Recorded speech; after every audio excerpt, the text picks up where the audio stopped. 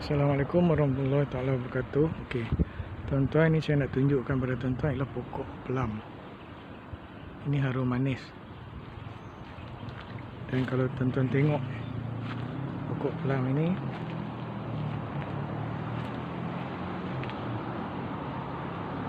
pokok pelam ini dulu saya tanam menggunakan kaedah semaikan biji pelam di dalam polybag. Kemudian apabila pokok pelam itu hidup dan tinggi, maka baru dah dipindahkan ke tapak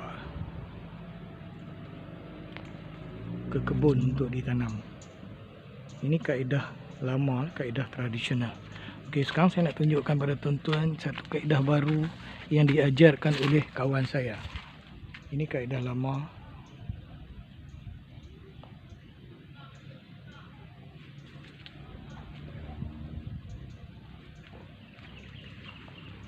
Kaedah barunya begini. Tuan-tuan tengok. Saya nak tunjukkan pada tuan-tuan kaedah yang diajarkan oleh kawan saya, dan saya telah pun membuat percubaan, dan percubaan itu telah berjaya berhasil.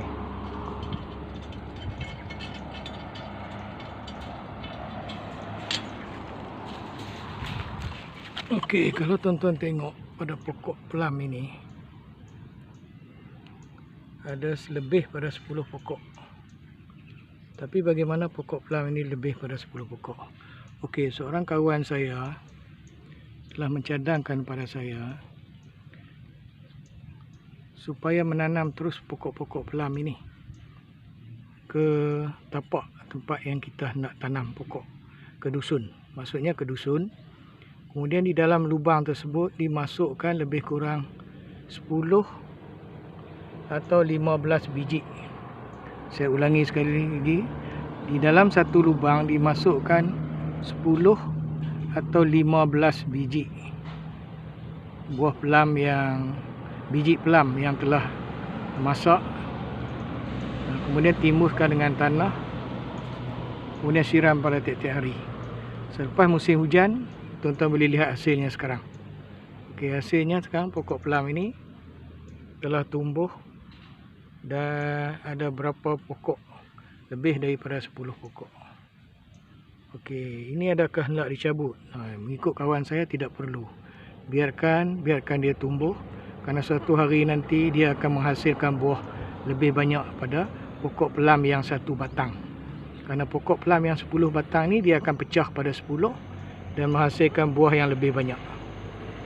Okey tuan-tuan, walaupun buah itu tidak besar tapi kecil-kecil, tapi boleh menghasilkan hasil yang banyak.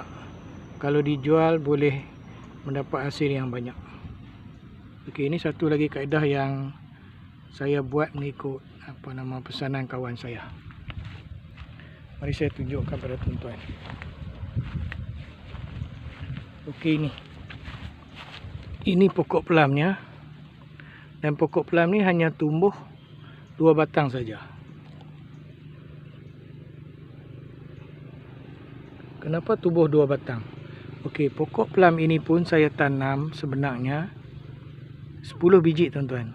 Okey, di dalam 10 biji itu, mengikut pesanan kawan saya, kalau hidup 1 atau 2 batang pun sudah mencukupi.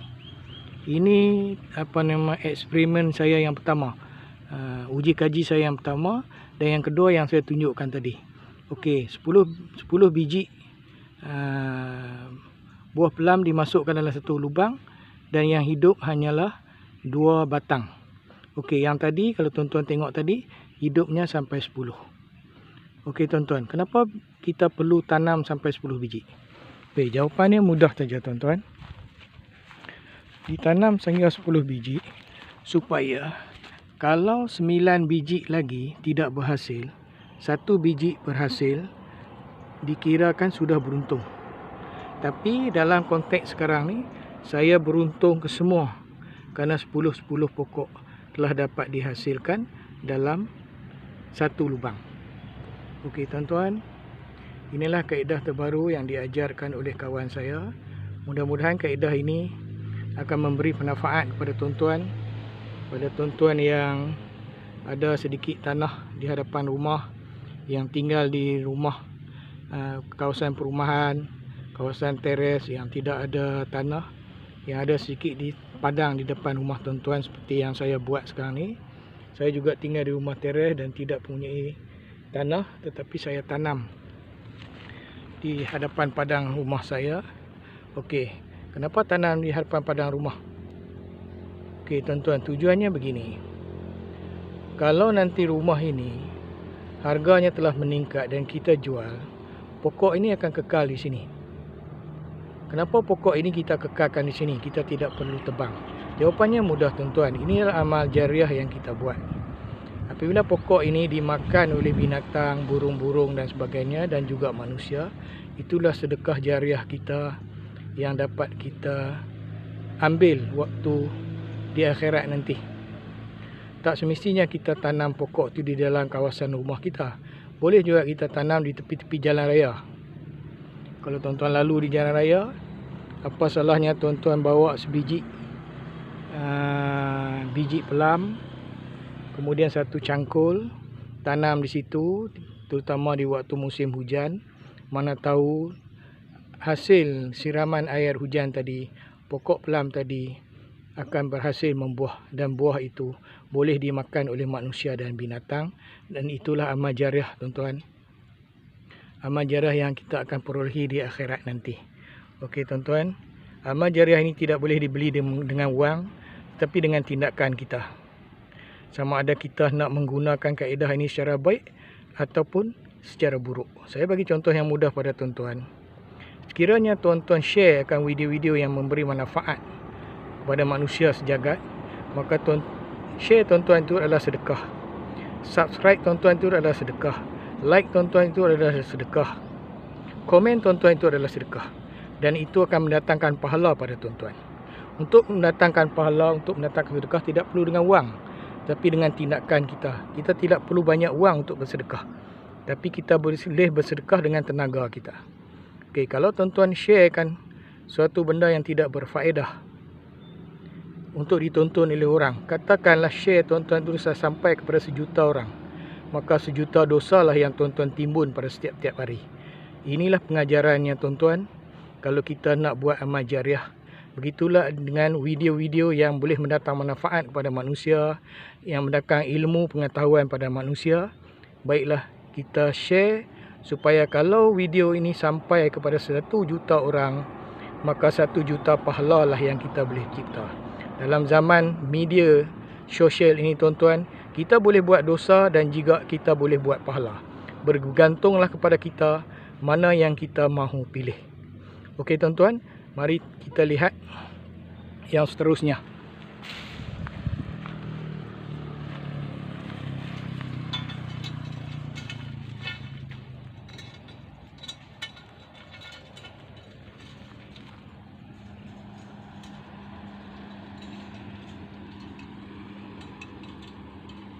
Saya nak pagak kawasan ini dulu, takut nanti kambing meragut pokok-pokok pelam ni, jadi usaha saya sia-sia saja tuan-tuan. Di kawasan ini banyak kambing yang berkeliaran, tapi kita tidak boleh tangkap kambing tu untuk jual, itu salah. Jadi kita menasihatkan tuan-tuan punya kambing ini supaya mereka insaf, tidak melepaskan kambing mereka. Tapi nasihat itu tuan-tuan macam nasihatkan mencurah air ke daun keladi, hasilnya adalah kosong. Okey tuan-tuan, mari kita lihat buah. Ini adalah kawasan yang saya tanam di luar kawasan rumah saya. Okey tuan-tuan, suatu hari bila saya tinggalkan rumah saya berpindah ke tempat lain, apabila rezeki saya telah lebih, maka pokok pelam ini akan kekal di sini. Kalau dia tak ditebang oleh majlis perbandaran atau dikhianati oleh siapa-siapa dengan memusnahkan pokok ini, maka pokok ini akan kekal dan tiap-tiap tahun akan berbuah. Kalau tuan-tuan tengok buahnya, walaupun buah ini tidak banyak, tapi kalau buah ini dimakan oleh burung-burung, oleh binatang dan oleh manusia, maka itulah balasan pahala yang kita dapat kutip untuk kita hapuskan dosa-dosa kita yang telah lalu. Dan hari ini, melalui video ini, saya ingin mengajak tuan-tuan membuat satu amal jariah. Tuan-tuan belilah cangkul satu, simpan dalam kereta tuan-tuan. Kemudian tuan-tuan belilah buah pelam di market, makan buah pelam itu. Kemudian bijinya jangan tuan-tuan buang, tapi tuan-tuan berhentikan kereta tuan-tuan di satu tempat. Pastikan ia di musim hujan.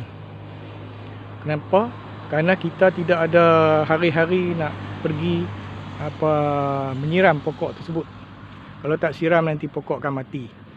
Tetapi kita harapkan hujan untuk menyiram pokok tersebut. Jadi lakukan ia di musim hujan. Tapi kalau tuan-tuan lebih rajin dan ada daya usaha, tuan-tuan boleh bawa tiap-tiap hari, tiap-tiap petang satu baldi air untuk menyiram pokok yang tuan-tuan tanam tersebut. InsyaAllah apabila pokok itu besar nanti tuan-tuan, menghasilkan buah seperti buah ini dan dimakan oleh manusia ataupun binatang, itulah amal jariah tuan-tuan. Itulah yang kita nak bawa di akhirat nanti. Wang ringgit yang tuan-tuan kutip di atas muka bumi ini tidak akan sampai ke dalam liang kubur sekalipun. Harta yang tuan-tuan bina tidak akan dapat tuan-tuan bawa waktu tuan-tuan mati. Tapi amal jariah inilah faktor yang saya telah tanam pokok ini. Okey tuan-tuan, saya nak cerita sikit waktu saya tanam pokok semasa saya tinggal di satu rumah saya yang lama. Saya tinggal di situ selama 18 tahun. Dan saya tanam 2 pokok pelam di hadapan rumah saya. Saya jual pokok rumah tu, maka pokok pelam tu saya pesan pada tuan rumah jangan tebang. Jadi sesiapa yang di dalam komiti taman saya tu boleh mengambil buah tu apabila musim berbuah. Berita yang saya dapat ialah buah itu banyak. Jadi banyak dan rakan-rakan atau jiran-jiran saya gembira. Tapi satu hari tuan-tuan, datang seorang penyewa rumah.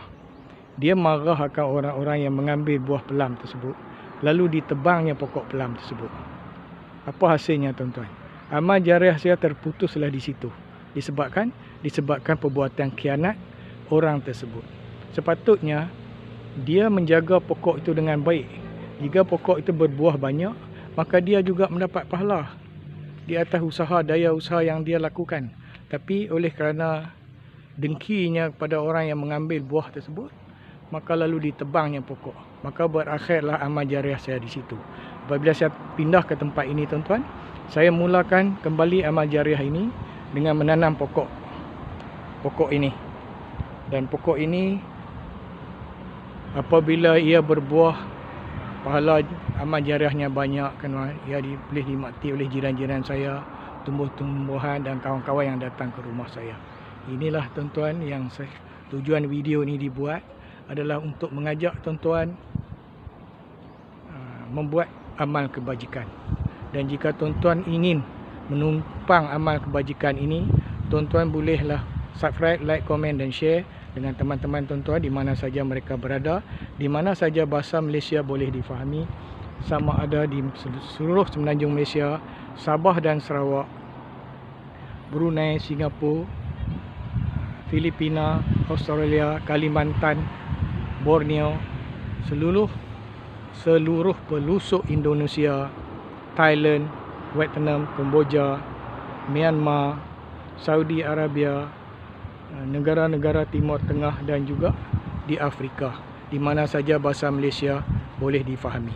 Jika video ini ditonton atau disubscribe oleh 1 juta orang, maka 1 juta pahala lah yang tuan-tuan akan perolehi. InsyaAllah di akhirat nanti sama-samalah kita doakan. Sekian, wabillahi taufik wal hidayah. Wassalamualaikum warahmatullahi taala wabarakatuh. Sampai jumpa lagi kepada motivasi saya yang kedua. Ini anggaplah sebagai motivasi saya yang pertama. Okey. Selamat, maju jaya.